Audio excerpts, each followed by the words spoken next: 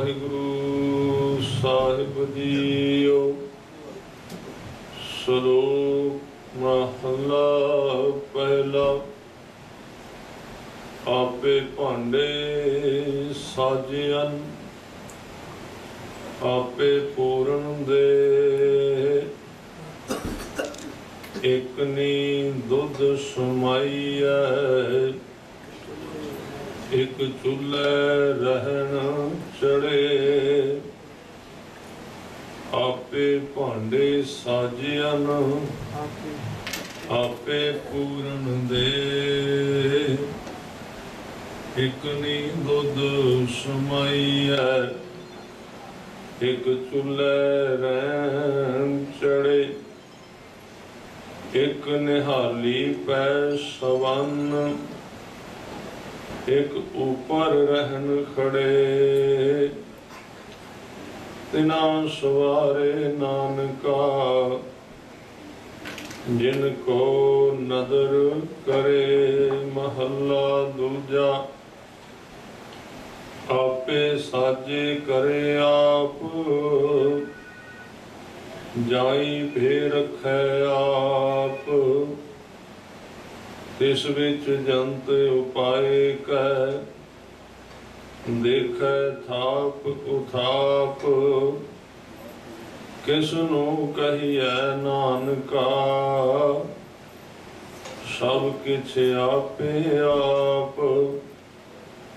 ਕਿਸ ਨੂੰ ਕਹੀਐ ਨਾਨਕਾ, ਸਭ ਕਿਛ ਆਪੇ ਆਪ। ਵਾਹਿਗੁਰੂ ਜੀ ਕਾ ਖਾਲਸਾ, ਵਾਹਿਗੁਰੂ ਜੀ ਕੀ ਫਤਿਹ। ਸਤਿਗੁਰੂ ਗਰੀਬ ਨਵਾਜ ਪਾਤਸ਼ਾਹ ਸ਼ਬਦ ਗੁਰੂ ਸਰਬ ਕਲਾ ਸਮਰੱਥ ਸ੍ਰੀ ਗੁਰੂ ਗ੍ਰੰਥ ਸਾਹਿਬ ਮਹਾਰਾਜ ਸੱਚੇ ਪਾਤਸ਼ਾਹ ਜੀ ਦੇ ਪਾਵਨ ਪਵਿੱਤਰ ਚਰਨਾਂ ਅੰਦਰ ਸੁਭਾਏਮਾਨ ਗੁਰੂ ਰੂਪ ਸਾਧ ਸੰਗਤ ਜੀਓ। ਆਪ ਜੀ ਭਾਗਸ਼ਾਲੀ ਹੋ, ਮਨੁੱਖੀ ਜੀਵਨ ਨੂੰ ਗੁਰੂ ਦਰਬਾਰ ਵਿੱਚ ਪਹੁੰਚ ਕੇ ਸਫਲ ਕਰ ਰਹੇ ਹੋ। ਇਹ ਸਾਰੇ ਹੀ ਭਾਂਡੇ ਸਰੀਰ ਅਕਾਲ ਪੁਰਖ ਨੇ ਰਚੇ ਹਨ ਔਰ ਇਹਨਾਂ ਭਾਂਡਿਆਂ ਵਿੱਚ ਇੱਕ ਵਸਤੂ ਭਰ ਕੇ ਭੇਜੀ ਹੈ। ਇਹਨਾਂ ਭਾਂਡਿਆਂ ਵਿੱਚ ਨਾਮ ਅੰਮ੍ਰਿਤ ਦੀ ਵਸਤੂ, ਸਵਾਸਾਂ ਦੀ ਵਸਤੂ ਪਾ ਕੇ ਭਰ ਕੇ ਭੇਜਿਆ ਹੈ। ਇੱਕ ਨਹੀਂ ਦੁੱਧ ਸਮਾਈਐ। ਸਮਾਈਐ ਦਾ ਅਰਥ ਦੁੱਧ ਜਮਾਉਣਾ। ਦੁੱਧ ਨੂੰ ਜਮਾ ਕੇ ਉਹਦੇ ਵਿੱਚੋਂ ਫਿਰ ਦਹੀਂ ਬਣਾਉਣਾ, ਫਿਰ ਉਹਨੂੰ ਰਿੜਕਣਾ, ਫਿਰ ਉਹਦੇ ਵਿੱਚੋਂ ਮੱਖਣ ਕੱਢਣਾ ਤੇ ਘਿਓ ਬਣਾਉਣਾ। ਕੁਝ ਤਾਂ ਕਹਿੰਦੇ ਐਸੇ ਹਨ ਜਿਹੜੇ ਇਸ ਭਾਂਡੇ ਦੇ ਵਿੱਚ ਪਏ ਹੋਏ ਪਦਾਰਥ ਨੂੰ ਸਿੱਧਾ ਹੀ ਖਾ ਜਾਂਦੇ ਨੇ। ਇਹਦਾ ਭਾਵ ਦੁੱਧ ਹੀ ਪੀ ਜਾਂਦੇ, ਜਿਵੇਂ ਦਾ ਉਹਨੇ 5 ਵਿਕਾਰ ਪਾਏ ਨੇ ਉਹਨਾਂ ਦੇ ਨਾਲ। ਬਹੁਤੇ ਤੇ ਐਸੇ ਜਿਹੜੇ ਸਿੱਧੇ ਪੀ ਲੈਂਦੇ ਨੇ, ਇਹਨੂੰ ਜੀਵਨ ਨੂੰ ਸਿੱਧੇ ਨੂੰ ਖਾ ਜਾਂਦੇ ਨੇ ਵਿਕਾਰਾਂ ਦੇ ਨਾਲ। ਦੁੱਧ ਦਾ ਇੱਥੇ ਭਾਵ ਇਹ ਹੈ, ਇੱਕ ਨਹੀਂ ਦੁੱਧ ਸਮਾਈਐ। ਕਈ ਦੁੱਧ ਹੀ ਪੀ ਜਾਂਦੇ ਨੇ। ਜਿਹੜੀ ਸਾਡੇ ਅੰਦਰ ਸ਼ਕਤੀ ਹੈ, ਜਿਹਦੇ ਨਾਲ ਅਸੀਂ ਖਾਂਦੇ ਹਾਂ, ਕੁਝ ਪੀਂਦੇ ਹਾਂ, ਕੁਝ ਵੇਖਦੇ ਹਾਂ, ਕੁਝ ਭੋਗਦੇ ਹਾਂ, ਔਰ ਇਹ ਸਾਰੇ 5 ਵਿਕਾਰ ਨੇ। ਇਹ ਸਾਡੇ ਸਰੀਰ ਵਿੱਚ ਵਾਹਿਗੁਰੂ ਨੇ ਪਾਏ ਨੇ। ਇਸ ਦੇ ਹੀ ਮੈਂ ਪੰਜ ਚੋਰ ਵਸੈ। ਜੇ ਤਾਂ ਸਾਧ ਸੰਗਤ ਇਹਨਾਂ ਨੂੰ ਸਿੱਧਾ ਖਾ ਲਿਆ ਤੇ ਜਲਦੀ ਸਮਾਪਤ ਹੋ ਜਾਣਗੇ।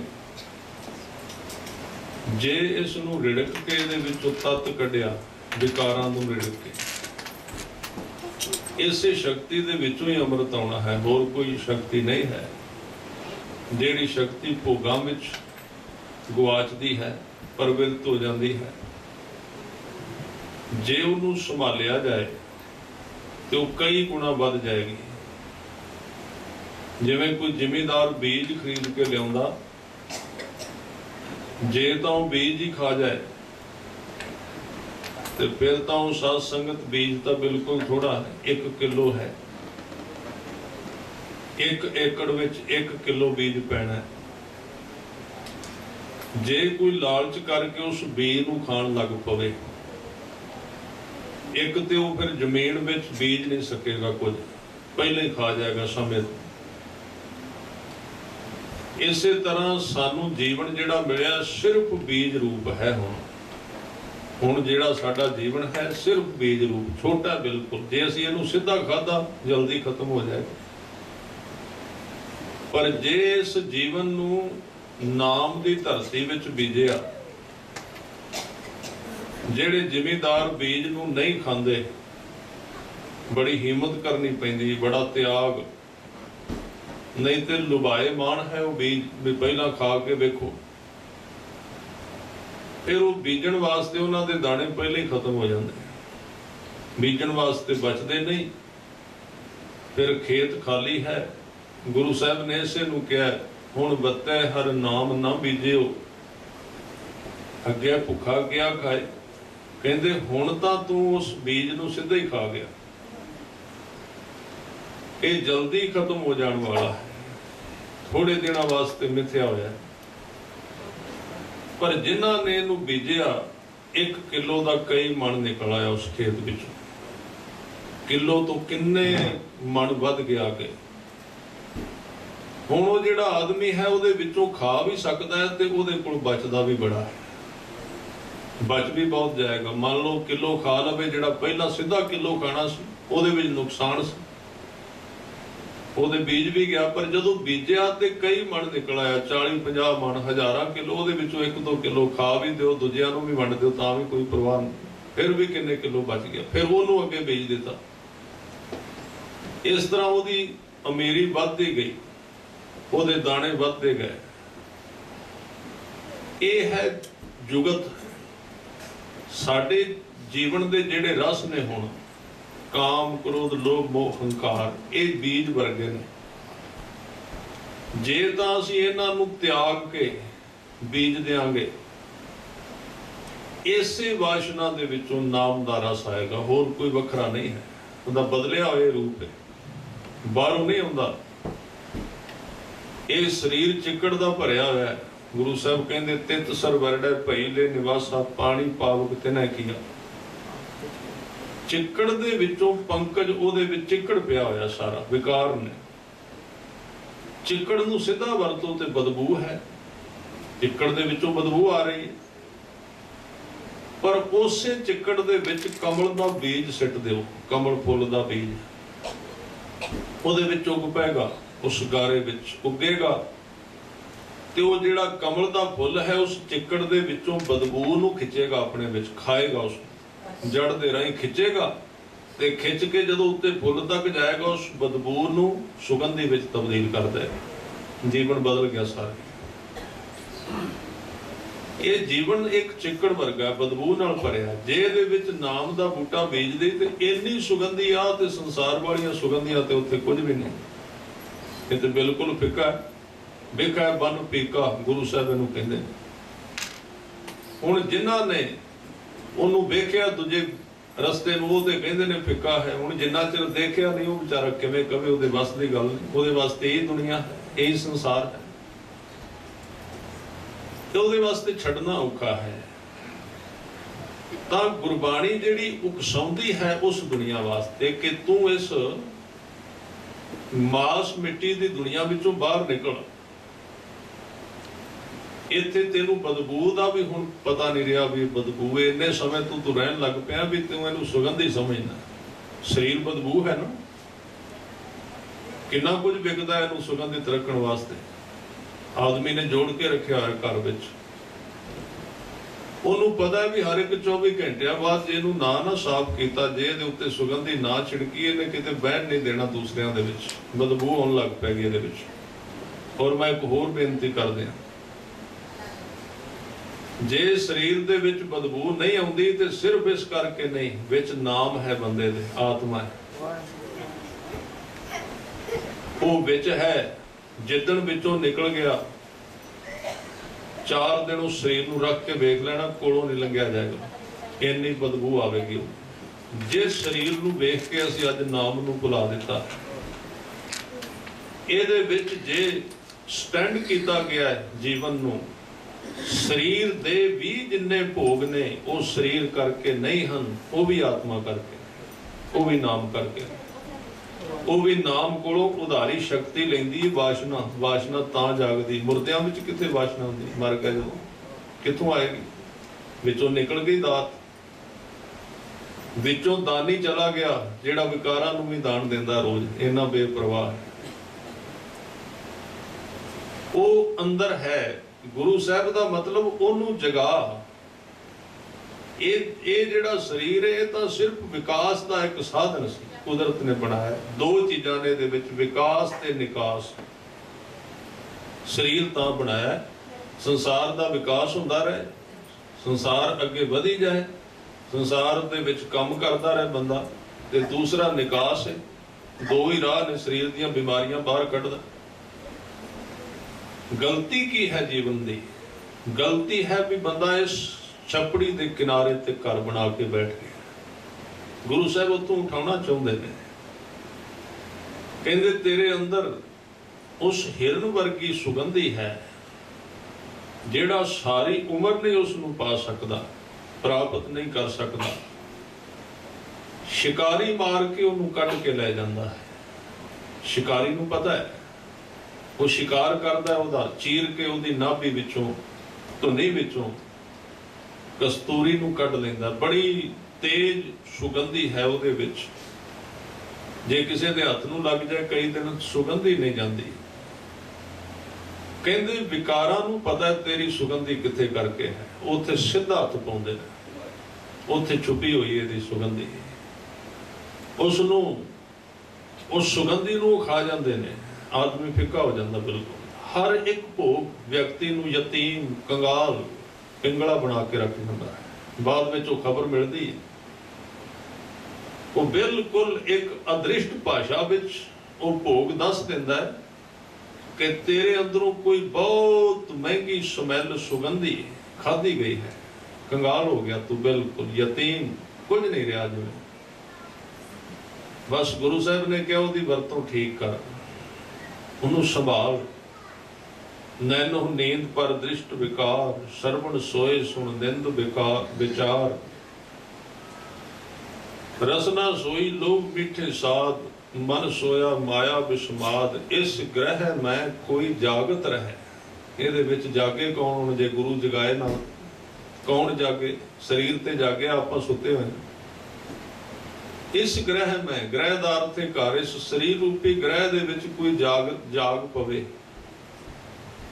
ਸਾਬਤ ਵਸਤ, ਸਾਬਤ ਦੇ ਅਰਥ ਨੇ ਸਾਬਤ, ਬਿਲਕੁਲ ਜਿਹਦੇ ਵਿੱਚੋਂ ਕੁਝ ਕੱਟਿਆ ਨਹੀਂ ਗਿਆ। ਸਾਬਤ ਤੇਰਾ ਹੀ ਸੀ ਉਹ। ਪਰਮਾਤਮਾ ਨੇ ਤੇਰੇ ਵਾਸਤੇ ਅੰਮ੍ਰਿਤ ਪਾਇਆ ਸੀ। ਸਰੀਰ ਦੀ ਲੋੜ ਅੰਮ੍ਰਿਤ ਕੱਲੇ ਮਨ ਦੀ ਨਹੀਂ, ਸਰੀਰ ਦੀਆਂ ਨਾੜੀਆਂ ਦੀ ਵੀ ਲੋੜ ਹੈ ਅੰਮ੍ਰਿਤ। ਬੜੇ ਪ੍ਰਬੰਧ ਕੀਤੇ ਨੇ ਵਾਹਿਗੁਰੂ ਅਕਾਲ ਪੁਰਖ ਨੇ। ਉਹਨੂੰ ਰਸਾਇਣ ਕਿਹਾ ਹੈ, ਰਸਾਇਣ, ਦਵਾਈ ਕਿਹਾ ਹੈ। ਕਹਿੰਦੇ ਤੇਰੇ ਅੰਦਰ ਪਰਮਾਤਮਾ ਨੇ ਦਵਾਈ ਪਾਈ ਵੀ 24 ਘੰਟਿਆਂ ਬਾਅਦ ਤੂੰ ਉਸ ਅੰਮ੍ਰਿਤ ਨੂੰ ਆਪਣੀਆਂ ਨਾੜਾਂ ਵਿੱਚ ਛਿੜਕ ਲਵੇਂ, ਤੰਦਰੁਸਤੀ ਮਿਲ ਜਾਏਗੀ ਤੈਨੂੰ। ਕਰ ਇਸ਼ਨਾਨ ਸਿਮਰ ਪ੍ਰਭ ਆਪਣਾ, ਮਨ ਤਨ ਭਏ ਅਰੋਗਾ। ਕੋਟ ਬਿਗਨ ਲਾਥੇ ਪ੍ਰਭ ਸਰਨਾ, ਪ੍ਰਗਟੇ ਭਲੇ ਸੰਜੋਗਾ। ਇਸ ਕਰਕੇ ਇਹ ਅੰਦਰ ਜਿਹੜੀ ਮੈਲ ਹੈ ਸਾਡੇ, ਇਹਨੂੰ ਕਿਹਾ ਗੁਰੂ ਸਾਹਿਬ ਨੇ, ਗੁਰੂ ਜਿੱਦਣ ਕਿਰਪਾ ਕਰੇ ਕੱਚ ਤੋਂ ਸੋਨਾ ਕਰਦਾ ਹੈ, ਮਨੁੱਖ ਤੋਂ ਦੇਵਤਾ ਕਰ ਦਿੰਦਾ ਹੈ, ਪਸ਼ੂਆਂ ਤੋਂ, ਪ੍ਰੇਤਾਂ ਤੋਂ ਦੇਵਤੇ ਬਣਾ ਦਿੰਦਾ ਹੈ। ਕੱਚ ਤੋਂ ਸੋਨਾ ਕਰਦਾ ਹੈ। ਕੱਚ ਦਾ ਗਿਲਾਸ ਤੇ ਹੈ, ਬਸ ਉਹਨਾਂ ਚਿਰ ਜਿੰਨਾ ਚਿਰ ਸਾਬਤ, ਟੁੱਟ ਜਾਏਗਾ, ਸਮਾਪਤ ਹੋ ਜਾਏਗਾ। ਇਹ ਜੀਵਨ ਜਿੱਥੇ ਅਸੀਂ ਹੁਣ ਖੜੇ ਹਾਂ ਕੱਚ ਵਰਗਾ ਹੈ। ਕੌਣ ਦਾਵਾ ਕਰ ਸਕਦਾ ਹੈ ਵੀ ਇਹ ਗਿਲਾਸ ਕਿੰਨੇ ਦਿਨ ਹੈ? ਕਿੰਨੇ ਗਿਲਾਸ ਟੁੱਟ ਗਏ ਸਾਡੇ ਹੱਥਾਂ ਵਿੱਚ, ਕਿੰਨੇ ਸਰੀਰ ਚਲੇ ਗਏ। जिन्हां नूं अपने हत्थां नाल विदायगी दिती है, वो कच टुट गया। सतगुरु कहते इस कच दे गिलास दे अंदर, इस कच दे शरीर दे अंदर एक सोने का गिलास है, ओदी खोज कर, इन्हें टुट जाना तेरे को। और ओदी खोज सिर्फ तू उन्ने दिन कर सकेगा जिन्ने दिन तेरे कोल कच का शरीर है। उस तो बाद कोई खोज नहीं, उत्थे जीवन रुक जाएगा। ना अख काम करेगी, ना रसना, कुछ भी काम नहीं करेगी, रस्ता नहीं मिलेगा। इस देह दे हुंदियां ही कुछ हो सकता, इसलिए सुचेत किया गया, जल्दी कर, देर ना कर, काल करंता अवै कर। क्यों तू सोचना कल करांगा, वेख लवांगा, सिखाया गया। आदमी अगे लटकाउंदा है, अगे कर देंदा है। क्यों इस समय नूं गवाउंदा है? कायर है तू, डरपोक है तू, गुलाम है इस देह दा। इहदे अगे तू सिर रख दिता है। इस देह दे भांडे तो बाहर निकल, वेख इहदे विचों बाहर भी कोई दुनिया। गुरु साहब ने सारी दुनिया गुरु ग्रंथ साहब विच ओह लिखी जिहड़ी शरीर तो अगे है। कहंदे इहदा तू गुलाम है, इहदी तां सिर्फ वरतों करनी है। तेरी ते यह हालत हो गई। किसी व्यक्ति ने बड़ी मुश्किल गड्डी खरीदी सी, कदी वेखी नहीं सी। उस समय घट हुंदियां सन, तो उन्हें की करना, घर के गेट के अगे खड़ के सारा दिन साफ ही करते रहना। उस भावें मिट्टी है भावें नहीं, उन्हें उस गड्डी नूं इन्ना साफ करना कि सारा दिन करी जाना। इन्ना उहदे विच लिप्त हो गया, फस गया भी आप इशनान करना ही भुल गया। अपने कोलों बदबू आउण लग पई, गड्डी लिशका दी। इसलिए यही हालात जीवन दी है। असी इस गड्डी नूं बहुत चमकाया है, बहुत लिशकाया है। ड्राइवर गंदा है बिल्कुल, विच चलाउण वाला जिहड़ा मन है उन्होंने कभी इशनान नहीं कराया। ड्राइवर भी साफ होना चाहिए, उन्होंने भी इशनान करना चाहिए, पर उत्थे ये पानी कम नहीं देता जिहड़ा शरीर नूं कम देता। सहारा देता है, कम नहीं देता। सहारा देता है, ताजगी देता शरीर नूं, ताकि शरीर नाम नाल जुड़े। इसलिए कहते दोवें चीज़ों का ख्याल कर। जिहड़ा शरीर नूं तेरे अंदर चला रहा है, उहदी खुराक का भी प्रबंध कर। उहदी खुराक का प्रबंध है नाम, उहदी खुराक का प्रबंध है प्रेम, सिमरन। उन्होंने खुराक तां मिलती है जे शरीर नूं थोड़ी जी रोकेगा, इधर थोड़े जिहे दरवाजे बंद करेगा, तां ही होवेगा ना। जे असी किसी नूं अगे सप्लाई करना, कोई वरतावा वरता रहा तो थोड़ा जिहा पहलियां तो बचाएगा, तां ही अगे जाएगा ना। जे उत्थे सब कुछ सिट दिता, पलटा दिता सारा कुछ उस थाली विच ही, पहली विच, दो चारां विच, तां फिर उत्थे ही गवाच जाएगा। अगले भुखे रह जाणगे। हजूर कहते ने जिथे तू बैठा है, तेरे राह विच 5 होर बैठे ने थालियां ले, तेरे तक ते प्रशादा हुंदे कोई नहीं, तू ते उड़ीकदे रहा सारी उम्र, वो ही खा गया राह विच। गुर दिखलाई मोरी, जित मिर्ग पड़त है चोरी। कबीर साहब कहते मेरे गुरु ने अज मेरी गर्दन फड़ के सीधी करके क्या, कबीर आओ वेख, इधरों दी मिर्ग आउंदे ने तेरे अंदर, तेरी उस खेती नूं, नाम दी खेती नूं उजाड़ के चले जांदे ने, तू खाली रह जाना, वेखदा रह जाना। खानी तू सी, खाओगे। फिर कबीर साहब कहते मैं यतन किया, वाड़ की भी किधरों, जदों जिमीदार की फसल खाधी जाए ना, फिर वो कंडे लाउंदा उहदे आले दुआले। गुरु का उपदेश इत्थे आउणा है ते कोल ही है सारा कुछ अंदर, पर गुरु कोलों वाड़ करन दी जाच सिखनी भी किधरों विकार अंदर आउंदे ने। निंदिया किवें आदत पैंदी बंदे नूं, द्वैश किवें अंदर पैदा हुंदा है, ईरखा किवें बनदी है, दूजे दी बुराई किवें अंदर चलदी है, ये गुरु कोलों पता लगदा नहीं, ते समझ नहीं आउंदी। गुर दी खिलाई मोरी, गुरु ने वो राह दस दिते जिधरों दी जीवन भ्रष्ट हुंदा। जित मिर्ग पड़ता है चोरी। फिर कबीर साहब कहते मूंद लिए दरवाजे, आ जिहड़े 9 द्वार ने ना, मैं बंद करने शुरू कर दिते भी इत्थों सारा कुछ गवाचदा है। सील कर दिता हद बनी। पर इन्नी जल्दी नहीं, ये बंद करने को सौखे ने। बड़े यतन दे नाल कहंदे मूंद लिए दरवाजे, ज्यों ही दरवाजे बंद होए अंदर जाके वेख्या उत्थे बाजी वाले अनहद बाजे, उत्थे ते संगीत कीर्तन हो रहा सी। उत्थे ते ਉਹ संगीत ਦੀਆਂ ਲਹਿਰਾਂ ਸਨ ਜਿਹੜੀਆਂ ਕਦੀ ਕਲੱਬਾਂ ਵਿੱਚੋਂ ਨਹੀਂ ਲੱਭੀਆਂ, ਜਿਹੜੀਆਂ ਮਨੋਰੰਜਨ ਕਦੀ ਸੰਸਾਰ ਵਿੱਚੋਂ ਨਹੀਂ ਵੇਖਿਆ। ਉੱਥੇ ਹੀ ਜੀਵਨ ਝੁਕ ਗਿਆ, ਡਿੱਗ ਪਿਆ, ਜਵਾਬ ਦੇ ਦਿੱਤਾ ਮਨ ਨੇ ਬਾਹਰ ਜਾਣ ਵਾਸਤੇ। ਇੱਥੇ ਜੀਵਨ ਦੀ ਪੂਰਨ ਤ੍ਰਿਪਤੀ ਹੈ, ਇਹ ਪ੍ਰਾਪਤੀ। ਕਈ ਗੁਰਸਿੱਖ ਪੁੱਛਦੇ ਨੇ ਪ੍ਰਾਪਤੀ ਕੀ ਹੈ? ਗੁਰਮਤਿ ਦੀ ਪ੍ਰਾਪਤੀ ਹੋਰ ਕੁਝ ਨਹੀਂ, ਮਨ ਦੀ ਤ੍ਰਿਪਤੀ ਹੀ ਪ੍ਰਾਪਤੀ ਹੈ। ਮਨ ਜਦੋਂ ਲੀਨ ਹੋ ਜਾਏ ਔਰ ਉਹਦੇ ਵਿੱਚ ਸੰਸਾਰ ਦੀ ਪਕੜ ਘਟ ਜਾਏ, ਇਹ ਸਮਝ ਲਓ ਵੀ ਆਪਾਂ ਵਿਕਾਸ ਵੱਲ ਜਾ ਰਹੇ ਹਾਂ। ਉਹ ਦੂਜੀਆਂ ਛੋਟੀਆਂ ਛੋਟੀਆਂ ਜਿਹੜੀਆਂ ਘਟਨਾਵਾਂ ਨੇ ਨਾ, ਉਹ ਸਰੀਰ ਦਾ ਅੰਗ ਨੇ, ਵਿੱਚ ਕਈ ਕੁਝ ਹੁੰਦਾ ਨਾਮ ਜਪਦੇ। 5 ਤੱਤ ਨੇ, ਤੇ ਜਦੋਂ ਸੁਰਤ ਇਹਨਾਂ 5 ਤੱਤਾਂ ਨੂੰ ਪਾਰ ਕਰਦੀ, ਵਿੱਚ ਕਈ ਕੁਝ, ਕੋਈ ਆਵਾਜ਼ਾਂ ਆਉਣਗੀਆਂ, ਕਿਤੇ ਕੋਈ ਚਾਨਣ ਦਿਸੇਗਾ, ਕਿਤੇ ਕਿਵੇਂ ਦਾ ਲੱਗੇਗਾ, ਕਿਤੇ ਸਰੀਰ ਲੰਮਾ ਹੋ ਜਾਏਗਾ, ਛੋਟਾ। ਇਹਨਾਂ ਵੱਲ ਧਿਆਨ ਨਹੀਂ ਦੇਣਾ ਚਾਹੀਦਾ ਗੁਰਸਿੱਖ। ਇਹ ਛੋਟੀ ਘਟਨਾ ਵਾਪਰੇ, ਬੰਦਾ ਸੋਚਦਾ ਅਵਸਥਾ ਆ ਗਈ, ਅਵਸਥਾ ਕੋਈ ਨਹੀਂ ਹੁੰਦੀ ਹੈ। ਇਹਦਾ ਆਪਾਂ ਤੋਂ ਗੱਡੀ ਤੋਂ ਉਤਰ ਕੇ ਆਇਆ, ਰਾਹ ਵਿੱਚ ਰੋੜੇ ਬੱਟੇ ਆ ਹੀ ਜਾਂਦੇ ਨੇ, ਕੋਈ ਪੈਰ ਨੂੰ ਲੱਗ ਗਿਆ ਕਿਤੇ, ਇਹਨਾਂ ਦਾ ਕੀ ਹੈ? ਇਹ ਕੁਝ ਵੀ ਨਹੀਂ ਹੁੰਦਾ। ਬੜੇ ਲੋਕਾਂ ਨੇ ਇਹਨਾਂ ਦੇ ਨਾਵਾਂ ਤੇ ਦੁਕਾਨਾਂ ਖੋਲੀਆਂ ਨੇ। ਤੁਹਾਨੂੰ ਹੋਇਆ ਸਰੀਰ ਲੰਮਾ ਦਿਸਣ ਲੱਗ ਪਿਆ, ਬਸ ਤੁਸੀਂ ਬ੍ਰਹਮ ਗਿਆਨੀ ਬਣ ਗਏ।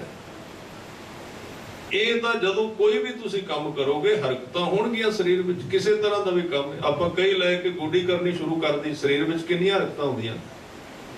ਕਿਤੇ ਗੋਡਿਆਂ ਵਿੱਚ ਦਰਦ ਹੁੰਦੀ, ਜਿੰਨਾ ਕੰਮ ਨਹੀਂ, ਪਸੀਨਾ ਹੁੰਦਾ, ਸਵਾਸ ਤੇਜ਼ ਹੋ ਜਾਂਦਾ ਹੈ, ਹੁੰਦਾ ਨਾ ਬੜਾ ਕੁਝ। ਇਹ ਕੋਈ ਬਹੁਤੀਆਂ ਵੱਡਾ ਗੱਲਾਂ ਨਹੀਂ ਹਨ ਸਰੀਰ ਦੀਆਂ। ਗੁਰਸਿੱਖ ਇਹਨਾਂ ਤੇ ਨਹੀਂ ਰੁਕਦਾ, ਅੱਗੇ ਨਿਕਲ ਜਾਂਦਾ ਹੈ। ਤੇ ਉਹਨਾਂ ਚਿਰ ਨਹੀਂ ਰੁਕਦਾ ਜਿੰਨਾ ਚਿਰ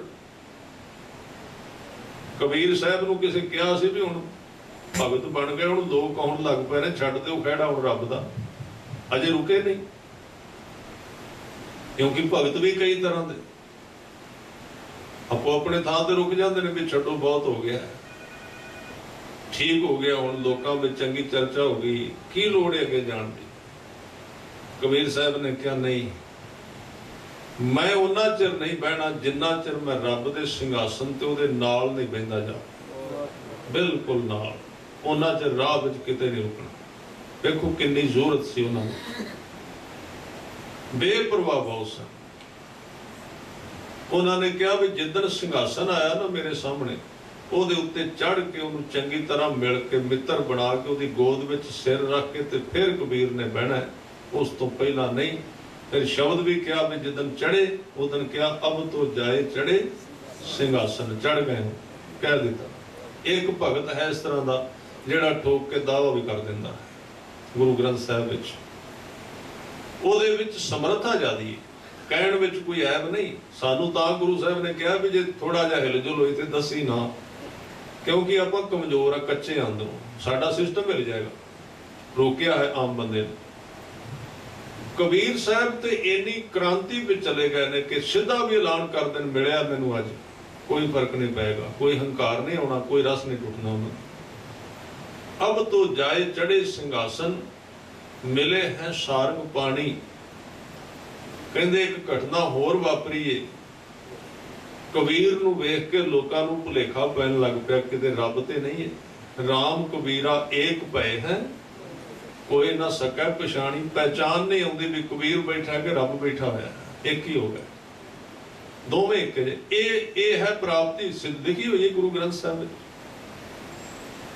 ਹੋਰ ਨਹੀਂ ਗੁਰੂ ਗ੍ਰੰਥ ਸਾਹਿਬ ਨੇ ਲਿਖਿਆ ਵੀ ਕਿਤੇ ਤੁਸੀਂ 10ਵਾਂ ਦੁਆਰਾ ਖੁੱਲਾ ਤੇ ਜਾਂ ਫਿਰ ਤੁਸੀਂ ਪ੍ਰਾਪਤ ਹੋ ਗਏ, ਨਹੀਂ। ਉਹ ਰਾਹ ਦੀਆਂ ਘਟਨਾਵਾਂ ਨੇ, ਹੁੰਦੀਆਂ ਨੇ। ਪਿੱਛੇ ਆਪਾਂ ਉਸ ਥਾਂ ਤੇ 2 ਦਿਨ ਵਿਚਾਰ ਕੀਤੀ ਤੁਹਾਡੇ ਸਾਹਮਣੇ। ਹੈਣ ਜ਼ਰੂਰ, ਕੋਈ ਸ਼ੱਕ ਨਹੀਂ, ਰਾਹ ਦੀਆਂ ਘਟਨਾਵਾਂ ਨੇ। ਜਿੰਨਾ ਯੋਗੀਆਂ ਨੇ ਕਿਹਾ ਉਹ ਨਾਮ ਵਿੱਚ ਆ ਜਾਂਦਾ ਹੈ। ਯੋਗ ਜਿੰਨਾ ਹੈ ਸੁਣਿਆ, ਜੋਗ ਜੁਗਤ ਤਨ ਭੇਦ, ਗੁਰੂ ਗ੍ਰੰਥ ਸਾਹਿਬ ਵਿੱਚ ਸਾਰੀਆਂ ਗੱਲਾਂ ਲਿਖੀਆਂ ਹੋਈਆਂ ਨੇ। ਪਰ ਸਿੱਖ ਨੂੰ ਕਿਹਾ ਵੀ ਤੂੰ ਇਹਨਾਂ ਦੇ ਉੱਤੇ ਅੜਨਾ ਨਹੀਂ, ਸਰੀਰ ਤੱਕ ਸੀਮਤ ਨੇ ਜਾਂ ਮਨ ਤੱਕ ਸੀਮਤ ਨੇ। ਤੂੰ ਮਨ ਤੋਂ ਵੀ ਅੱਗੇ ਨਿਕਲਣਾ, ਮਨ ਤੋਂ ਅੱਗੇ ਜਾਣਾ ਉਸ ਦੁਨੀਆ ਵਿੱਚ ਜਿਹਦਾ ਕਦੀ ਵਿਨਾਸ਼ ਨਹੀਂ, ਕਦੀ ਖਾਤਮਾ ਨਹੀਂ ਹੁੰਦਾ।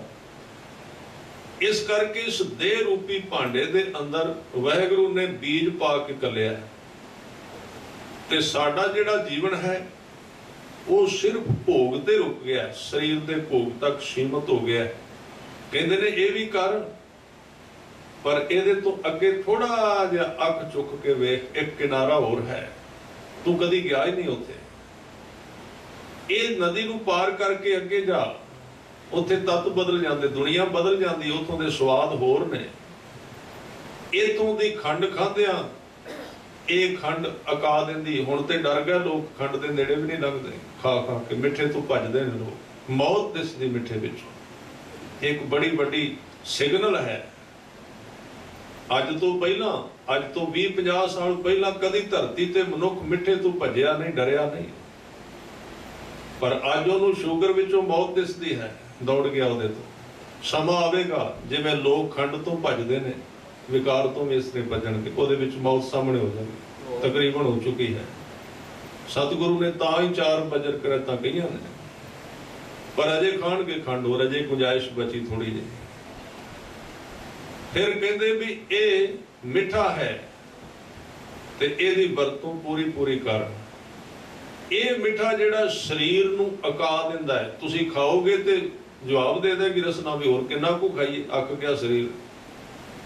पर कबीर साहब ने कहा एक मिठा इस तरह का, फरीद साहब ने कहा एक खंड इस तरह की है, जिन्नी खाओ होर खाण ते जी करदा, जिन्ना पानी पीओ होर पीण ते मन करेगा। तां ये सतगुरु ने जुगत दसी, एक दो पक्ष का जीवन दसिया है। शरीरक ते असीं जी रहे हैं, इहदे वास्ते ते की दसना, शरीरक ते पहले जी रहे हैं, शुरू तो लैके सिखाया गया जन्म तो लैके शरीरक ते पहले जी रहे हैं, देह का जीवन ते जी रहे हैं। हजूर कहते देह तो अगला जीवन वेख, वो की, वो है नाम की दुनिया, सिमरन की। ਉਹਦੇ ਵਿੱਚ ਆਪਣੇ ਧਰਮ ਕੰਮ ਕਰਦੇ ਨੇ, ਜਿਹੜਾ ਫਿਰ ਉਹਦੇ ਨਾਲ ਜੁੜਨਾ ਸ਼ੁਰੂ ਹੋ ਜਾਏ ਫਿਰ ਛੋਟੇ ਕੰਮ ਵਿੱਚ ਨਹੀਂ ਪੈਂਦਾ। ਜਿਹੜਾ ਆਦਮੀ ਇੰਟਰਨੈਸ਼ਨਲ ਗੇਮ ਖੇਡਦਾ ਹੈ ਨਾ ਵੱਡੀਆਂ ਟੀਮਾਂ ਵਿੱਚ, ਉਹ ਉੱਥੇ ਪਿੰਡ ਵਾਲੀ ਰੜੀ ਵਿੱਚ ਕੁੰਡੀ ਲੈ ਕੇ ਧੂੜ ਨਹੀਂ ਉਡਾਏਗਾ, ਉੱਥੇ ਚੰਗਾ ਨਹੀਂ ਲੱਗਦਾ, ਖੇਡਦੇ ਨਹੀਂ ਛੋਟੀਆਂ ਟੀਮਾਂ ਨਾਲ। ਜੇ ਉਹ ਪਿੰਡ ਆ ਵੀ ਗਿਆ ਨਾ ਵੱਡਾ ਪਲੇਅਰ ਇੰਟਰਨੈਸ਼ਨਲ ਪੱਧਰ ਤੇ ਖੇਡਣ ਵਾਲਾ, ਤੇ ਉਹ ਜਿਹੜੇ ਖਿਡਾਰੀ ਨੇ ਉਹ ਹੀ ਕਹਿਣਗੇ ਜੀ ਤੁਸੀਂ ਨਾ ਖੇਡੋ, ਇਹ ਚੰਗੇ ਨਹੀਂ ਲੱਗਦੇ। ਆ ਜਿਹੜੀਆਂ ਖੇਡਾਂ ਅਸੀਂ ਖੇਡ ਰਹੇ ਨਾ ਸਵੇਰ ਸਰੀਰ ਦੇ ਦੁਆਲੇ, ਤੇ ਖਿੱਦੂ ਖੁੰਡੀ ਵਾਲਿਆਂ ਦਾ ਕੰਮ ਹੈ। ਇਹ ਧੂੜ ਅਸੀਂ ਸਵੇਰ ਤੋਂ ਸ਼ਾਮ ਤੱਕ ਉਡਾਈ ਫਿਰਨੇ ਆ। ਰਵਿਦਾਸ ਜੀ ਨੂੰ ਕਿਸੇ ਕਿਹਾ ਸੀ ਵੀ ਤੁਹਾਨੂੰ ਚਮਾਰ ਕਹਿੰਦੇ ਨੇ, ਉਹਨਾਂ ਨੇ ਕਿਹਾ ਸੀ ਵੀ ਸਾਡੀ ਬਰਾਦਰੀ ਬੜੀ ਵੱਡੀ ਹੈ, ਭਗਤਾਂ ਦੇ ਬੋਲ ਜਿਹੜੇ ਨੇ ਉਹਦੇ ਵਿੱਚ ਭੇਦ ਹੁੰਦਾ, ਪਤਾ ਨਹੀਂ ਲੱਗਦਾ।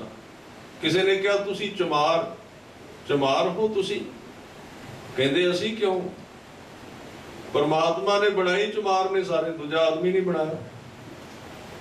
कहते किवें, पंडित भी चमार, कहते सब चमार ने एक पास। चमार का मतलब जो चम दा यार है, चम जमा यार, जिदी दोस्ती ही सिर्फ चम नाल है, जिदी दोस्ती ही सिर्फ शरीर तक है, वो है चमार। ते कबीर साहब कहते मैं तो किसी मझ का चम कढ़ना वा हर रोज, वो सवेर तो शाम तक अपने चम गंढी जाते, अपने शरीर नूं गंढी जा रहे। लोक गठावे पनही चमरटा गांठ ना जनई, उन्हां दा एक शब्द है। कहते लोग आपो अपनी जुत्ती गंढ रहे ने, आ शरीर रूपी जुत्ती 4 5 6 सवेर तो लैके लगते ने गंढण, सारी उम्र हो गई इनू गंढदिआं नूं, सारी उम्र। कहते अजे गंढी नहीं गई।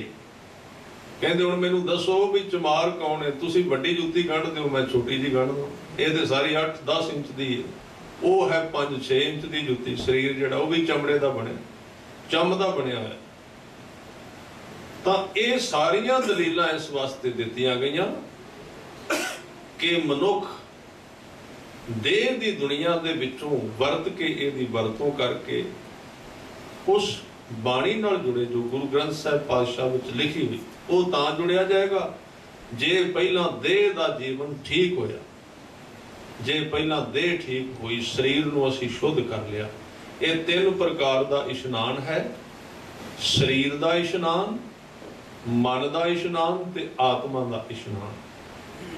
ਇਹ ਤਿੰਨ ਕੰਮ ਅਸੀਂ ਇੱਥੇ ਕਰਦੇ। ਸਰੀਰ ਦਾ ਇਸ਼ਨਾਨ ਹੈ ਗੁਰੂ ਦੀ ਦੱਸੀ ਹੋਈ ਮਰਿਆਦਾ। ਇਹ ਸਰੀਰ ਦਾ ਇਸ਼ਨਾਨ ਹੈ। ਸਰੀਰ ਵਿੱਚ ਪ੍ਰਦੂਸ਼ਣ ਨਾ ਜਾਏ, ਅੰਦਰ ਗਲਤ ਖੁਰਾਕ ਨਾ ਜਾਏ। ਇਹਨੂੰ ਕਹਿੰਦੇ ਵੀ ਸਿੱਖ ਹੁਣ ਸਰੀਰ ਦੇ ਤੌਰ ਤੇ ਸਵੱਛ ਹੋ ਗਿਆ, ਨਿਰਮਲ ਹੋ ਗਿਆ। ਇਹਦੇ ਤੋਂ ਅੱਗੇ ਮਨ ਦਾ ਇਸ਼ਨਾਨ ਹੈ। ਮਨ ਦਾ ਇਸ਼ਨਾਨ ਦਾ ਅਰਥ ਹੈ ਮਨ ਨੂੰ ਧੋਣਾ ਨਾਮ ਨਾਲ। ਗਲਤ ਵਿਚਾਰ ਧੁੱਪ ਜਾਣਗੇ, ਠੀਕ ਵਿੱਚ ਰਹਿ ਜਾਣਗੇ। ਜਦੋਂ ਇਹਦੇ ਤੋਂ ਵੀ ਅੱਗੇ ਨਿਕਲ ਗਿਆ ਫਿਰ ਆਤਮਾ ਤੱਕ ਪਹੁੰਚ ਕਰ ਜਾਏਗਾ। ਉਹਦਾ ਇਸ਼ਨਾਨ ਮਨ ਦੇ ਇਸ਼ਨਾਨ ਦੇ ਨਾਲ ਹੀ ਹੋ ਜਾਂਦਾ ਹੈ। ਮਨ ਹੀ ਉਹਦੇ ਵਾਸਤੇ ਮੈਲ ਹੈ, ਉਹ ਤੇ ਪਹਿਲੇ ਧੁੱਪੀ ਹੋਈ ਸਾਫ਼ ਹੈ। ਉੱਥੇ ਜਾਂਦੇ ਫਿਰ ਕਹਿੰਦੇ ਪ੍ਰੇਮ ਦੀ ਦੁਨੀਆ ਆਰੰਭ ਹੋ ਜਾਂਦੀ ਹੈ। ਇਸ ਲਈ ਸਾਹਿਬ ਸੱਚੇ ਪਾਤਸ਼ਾਹ ਜੀ ਅੱਜ ਦੇ ਬਚਨ ਕਹਿ ਰਹੇ ਨੇ, ਭਾਂਡੇ ਦੀ ਗੱਲ ਕਰ ਰਹੇ। ਸਰੀਰ ਰੂਪੀ ਭਾਂਡੇ ਬਣਾਏ ਹਨ। ਹਜ਼ੂਰ ਕਹਿੰਦੇ ਆਪੇ ਭਾਂਡੇ ਸਾਜੀਅਨ। ਇਹ ਸਾਰੇ ਭਾਂਡੇ ਉਸ ਕੁਮਹਾਰ ਨੇ ਬਣਾਏ ਨੇ, ਪੈਦਾ ਕੀਤੇ ਉਸਨੇ। ਬੜਾ ਸਿਆਣਾ ਹੈ। ਇੱਕ ਮਿੱਟੀ ਲੈ ਕੇ ਕਿਤੇ ਉਹਨੇ ਚੱਪਣੀ ਬਣਾ ਦਿੱਤੀ, ਕਿਤੇ ਘੜਾ ਬਣਾ ਦਿੱਤਾ, ਕਿਤੇ ਸੁਰਾਹੀ ਬਣਾ ਦਿੱਤੀ, ਪਰ ਭਾਂਡਿਆਂ ਨੂੰ ਭਰਮ ਹੋ ਗਿਆ। ਕਿਤੇ ਸੇਕ ਜ਼ਿਆਦਾ ਲੱਗ ਗਿਆ, ਉਹ ਕਾਲੇ ਹੋ ਗਏ। ਕਿਤੇ ਸੇਕ ਘੱਟ ਰਹਿ ਗਿਆ, ਉਹ ਲਾਲ। ਕਿਸੇ ਦੇ ਉੱਤੇ ਬੂਟੇ ਪਾ ਦਿੱਤੇ, ਕਿਸੇ ਦੇ ਕੁਝ ਪਾ ਦਿੱਤੇ। ਭਾਂਡਿਆਂ ਨੇ ਕਿਹਾ ਅਸੀਂ ਖੁਦ ਬਣੇ ਹੋਏ ਹਾਂ। ਭਾਂਡੇ ਖੁਦ ਨਹੀਂ ਬਣੇ, ਬਣਾਉਣ ਵਾਲਾ ਹੈ ਕੋਈ, ਇਹਨਾਂ ਨੂੰ ਬਣਾਇਆ। ਆਪੇ ਭਾਂਡੇ ਸਾਜਨ ਆਪੇ ਪੂਰਨ ਦੇ। ਤੇ ਇਹਨਾਂ ਸਾਰੇ ਭਾਂਡਿਆਂ ਦੇ ਵਿੱਚ ਨਾਮ ਰੂਪੀ ਵਸਤੂ ਪੂਰਨ ਭਰੀ ਹੋਈ ਹੈ, ਪਾਈ ਹੋਈ ਹੈ, ਪਾ ਕੇ ਭੇਜਿਆ। ਅੱਗੇ ਬਚਨ ਕੀਤੇ, ਕਹਿਣ ਲੱਗੇ ਇੱਕ ਨਹੀਂ ਦੁੱਧ ਸਮਾਈਐ। ਇੱਕ ਐਸੇ ਲੋਕ ਨੇ ਜਿਨ੍ਹਾਂ ਨੇ ਇਸ ਨਾਮ ਰੂਪੀ ਦੁੱਧ ਨੂੰ ਸਮਾਈਐ, ਜਮਾ ਲਿਆ ਹੈ। ਇੱਕ ਚੁੱਲ੍ਹੇ ਰਹਿਣ ਚੜੇ ਤੇ ਇੱਕ ਤ੍ਰਿਸ਼ਨਾ ਰੂਪੀ ਚੁੱਲ੍ਹੇ ਤੇ ਅੱਗ ਤੇ ਪੈ ਕੇ ਉਹ ਆਪਣੇ ਇਸ ਨਾਮ ਰੂਪੀ ਦੁੱਧ ਨੂੰ ਸਾੜ ਲੈਂਦੇ ਨੇ, ਫੂਕ ਦਿੰਦੇ ਨੇ, ਖਰਾਬ ਕਰ ਲੈਂਦੇ ਨੇ। ਦੋਵਾਂ ਵਿੱਚ ਬਹੁਤ ਫਰਕ ਹੈ। ਫਿਰ ਕਹਿੰਦੇ ਇੱਕ ਨਿਹਾਲੀ ਪੈ ਸਵਨ। ਇੱਕ ਐਸੇ ਨੇ, ਨਿਹਾਲੀ ਕਹਿੰਦੇ ਤੁਲਾਈ ਨੂੰ। ਇੱਥੇ ਤੁਲਾਈ ਦਾ ਭਾਵ ਅਰਥ ਹੈ ਵੀ ਬਹੁਤ ਸਾਰੇ ਲੋਕ ਐਸੇ ਨੇ ਜਿਹੜੇ ਐਸ਼ ਪ੍ਰਸਤੀ ਨੂੰ ਜੀਵਨ ਸਮਝਦੇ ਨੇ, ਆਰਾਮ ਨੂੰ ਜ਼ਿੰਦਗੀ ਸਮਝ ਲੈਂਦੇ। ਉਹਨੂੰ ਕਹਿੰਦੇ ਨਿਹਾਲੀ ਤੇ ਸੌਣ ਵਾਲੇ ਲੋਕ, ਤਲਾਈਆਂ ਨਾਲ ਪ੍ਰੇਮ ਕਰਨ ਵਾਲੇ। ਆਦਮੀ ਦਾ ਜ਼ੋਰ ਇਹਦੇ ਤੇ ਲੱਗਾ ਹੈ ਕਿ ਸਰੀਰ ਨੂੰ ਵੱਧ ਤੋਂ ਵੱਧ ਐਸ਼ ਦਿੱਤੀ ਜਾਏ। ਇੱਕ ਉਹ ਨੇ। ਇੱਕ ਕਹਿੰਦੇ ਉੱਪਰ ਰਹਿਣ ਖੜੇ, ਪਰ ਇੱਕ ਲਗਾਤਾਰ ਖੜੇ ਹੋਏ ਨੇ, ਉਹਨਾਂ ਦੇ ਉੱਤੇ ਪੱਖਾ ਲੈ ਕੇ ਚੱਲ ਰਹੇ ਨੇ। ਦੋਵਾਂ ਵਿੱਚੋਂ ਕੌਣ ਸੁਖੀ? ਕਿਹੜਾ ਕੰਮ ਦਾ? ਲੰਮਾ ਪਿਆ ਕਿ ਦੂਸਰਾ? ਜਿਹੜਾ ਆਰਾਮ ਕਰ ਰਿਹਾ ਹੈ ਉਹ ਬਿਮਾਰੀ ਦਾ ਸ਼ਿਕਾਰ ਹੋ ਜਾਏਗਾ। ਜਿਹੜਾ ਉੱਤੇ ਕੰਮ ਕਰ ਰਿਹਾ ਹੈ ਉਹ ਤੰਦਰੁਸਤੀ ਉਹਦੀ ਝੋਲੀ ਵਿੱਚ ਪਏਗੀ। ਹੁਣ ਤੁਲਾਈ ਤੇ ਪੈਣਾ ਆਰਾਮਦਾਇਕ ਹੈ, ਕੰਮ ਕਰਨਾ ਦੁਖਦਾਈ ਲੱਗਦਾ। ਜਿਹੜੀਆਂ ਚੀਜ਼ਾਂ ਵਿੱਚੋਂ ਸਾਨੂੰ ਦੁੱਖ ਭਾਸਦਾ ਹੈ ਉਹਦੇ ਵਿੱਚ ਤੰਦਰੁਸਤੀ ਹੈ। ਜਿਨ੍ਹਾਂ ਵਿੱਚ ਸਾਨੂੰ ਰਸ ਮਿਲਦਾ ਉਹਨਾਂ ਵਿੱਚ ਬਿਮਾਰੀ ਲੁਕੀ ਹੋਈ ਹੈ। ਇਸ ਤਰ੍ਹਾਂ ਦਾ ਸਿਧਾਂਤ। ਜਿਹੜੀਆਂ ਚੀਜ਼ਾਂ ਕੌੜੀਆਂ ਨੇ, ਸਾਡਾ ਮਨ ਨਹੀਂ ਚਾਹੁੰਦਾ, ਉਹਨਾਂ ਦੇ ਵਿੱਚ ਅਰੋਗਤਾ ਹੈ। ਔਰ ਜਿਨ੍ਹਾਂ ਦੇ ਅੰਦਰ ਬਹੁਤ ਰਸ ਪ੍ਰਤੀਤ ਹੁੰਦਾ ਹੈ ਉਹਦੇ ਵਿੱਚ ਬਿਮਾਰੀ ਲੁਕੀ ਹੋਈ। ਆ ਇੱਕ ਫਕੀਰ ਆ ਰਿਹਾ ਸੀ, 4 ਆਦਮੀਆਂ ਨੇ ਚੁੱਕਿਆ ਹੋਇਆ ਤੇ ਗੁਰੂ ਨਾਨਕ ਸਾਹਿਬ ਬਾਬਾ ਜੀ ਜਾ ਰਹੇ ਸਨ, ਭਾਈ ਮਰਦਾਨੇ ਸਮੇਤ। ਉਹ ਵੀ ਅੱਗੇ ਕਿਤੇ ਬੈਠੇ ਸਨ ਰੁੱਖ ਥੱਲੇ। ਤੇ ਇੱਕ ਫਕੀਰ ਪਲੰਘ ਤੇ ਬੈਠਾ, 4 ਬੰਦੇ ਉਹਨੂੰ ਚੁੱਕ ਕੇ ਲਿਆ ਰਹੇ ਨੇ। ਭਾਈ ਮਰਦਾਨਾ ਜੀ ਨੇ ਵੇਖਿਆ ਵੀ ਮਹਾਰਾਜ ਇਹ ਬਹੁਤ ਅਮੀਰ ਫਕੀਰ ਲੱਗਦਾ ਜੀ, ਆਪਾਂ ਸਾਰੀ ਉਮਰ ਹੋ ਗਈ ਅਜੇ ਤੱਕ ਪਲੰਘ ਵੀ ਨਹੀਂ ਖਰੀਦ ਸਕੇ। ਵੇਖੋ ਉਹਨੇ ਪਲੰਘ ਦਾ ਪ੍ਰਬੰਧ ਕੀਤਾ, ਲਿਆ ਕੇ ਉਹਨਾਂ ਨੇ ਰੁੱਖ ਦੇ ਥੱਲੇ ਰੱਖ ਦਿੱਤਾ। ਉਹ ਜਿਨ੍ਹਾਂ ਨੇ ਚੁੱਕਿਆ ਹੋਇਆ ਸੀ ਉਹ ਸਾਹ ਸਾਈ ਹੋਏ, ਪਸੀਨੇ ਨਾਲ ਭਿੱਜੇ ਹੋਏ, ਰੱਖ ਕੇ ਮਸਾਂ ਵਿਚਾਰਿਆਂ ਨੇ ਮੋਢਿਆਂ ਦਾ ਸਾਹ ਕੱਢਿਆ। ਤੇ ਕਹਿੰਦੇ ਜਦੋਂ ਉੱਥੇ ਰੱਖਿਆ ਤੇ ਫਕੀਰ ਸਾਈਂ ਫਿਰ ਲੰਮੇ ਪੈ ਗਏ ਉਸ ਪਲੰਘ ਤੇ। ਉਹ ਜਿਹੜੇ ਚੁੱਕ ਕੇ ਲਿਆਏ ਸਨ ਉਹ ਉਹਨੂੰ ਘੁੱਟਣ ਲੱਗ ਪਏ। ਤੇ ਭਾਈ ਮਰਦਾਨੇ ਦੀ ਖਿਆਲ ਉਹਦੇ ਵੱਲ ਸੀ, ਇਸ ਤਰ੍ਹਾਂ ਦੇ ਖਿਆਲ ਰੱਖਦਾ ਸੀ ਫਲਾਣਾ ਕੀ ਕਰ ਰਿਹਾ। ਉਹਨੇ ਕਿਹਾ ਮਹਾਰਾਜ ਵੇਖੋ ਹਨੇਰ ਸਾਈਂ ਦਾ, ਇਹ ਕੀ ਹੋਇਆ? ਨਾਲੇ ਤੇ ਚੁੱਕ ਕੇ ਲਿਆਏ ਨੇ ਵਿਚਾਰੇ, ਥੱਕੇ ਉਹ ਨੇ, ਇਹਦੇ ਬੈਠਾ ਹੋਇਆ ਸੀ। ਜਿਹੜੇ ਥੱਕੇ ਨੇ ਫਿਰ ਉਹਨੂੰ ਘੁੱਟਣ ਲੱਗ ਗਏ। ਕੀ ਹੋਇਆ? ਹਜ਼ੂਰ ਕਹਿੰਦੇ ਮਰਦਾਨਿਆ ਉਹ ਬੜੇ ਜਨਮਾਂ ਦਾ ਥੱਕਿਆ ਹੋਇਆ, ਬੜੇ ਜਨਮਾਂ ਦੀ ਉਹਨੂੰ ਥਕਾਵਟ। ਕਾਹਦੀ ਮਹਾਰਾਜ?